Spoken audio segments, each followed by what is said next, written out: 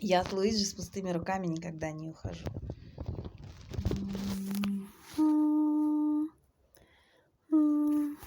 Гранатки.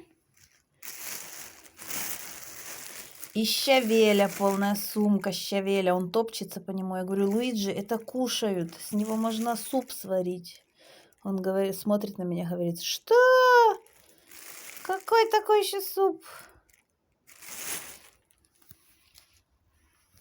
А я сварю супик с яичком, со сметанкой.